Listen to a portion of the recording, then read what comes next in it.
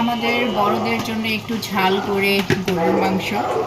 Normally আমার সাহেব solid piece তো খাবেই না, গরুর মাংস খাসির মাংস ঝাল না হলে টাচও করবে না।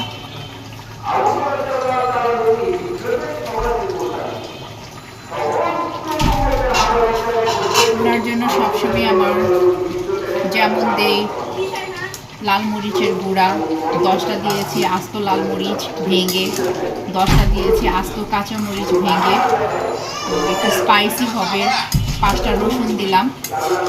তো এইভাবে করলাম। এখন আমার ছেলে মেয়ের জন্য আলহামদুলিল্লাহ হয়ে গেল। জাস্ট নর্মাল একটু ঝুল রেখেছি,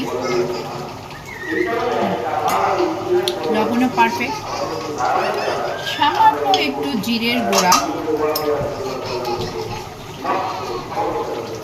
একটু দিয়ে দিলাম, দিয়ে একটা নাড়া দিয়ে দিব।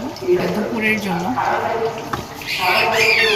4 piece solid piece run fun মিলিয়ে আলু দিয়ে করেছি। আমার ছেলেটা আলহামদুলিল্লাহ আমার টুইন বেবি, 4 বছর হয়ে গেছে। এখন চিকেন দেখে বলছে মা আমি তো চিকেন ভাতের সাথে খাবো না, আমি পোলাও খাবো।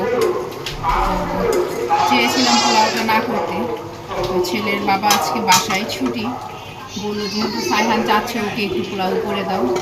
তো যেই কথা সেই কাজ, একটু মাখা পোলাও অল্প করে দিব, আমাদের সকলের জন্য না। আর এখানে আমাদের বড়দের মাংসটা আলহামদুলিল্লাহ প্রপারভাবে কষানো হচ্ছে।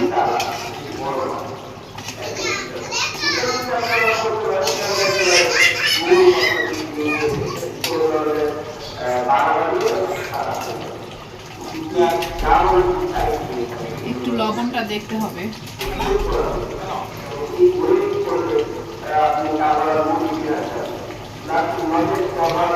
ঝাল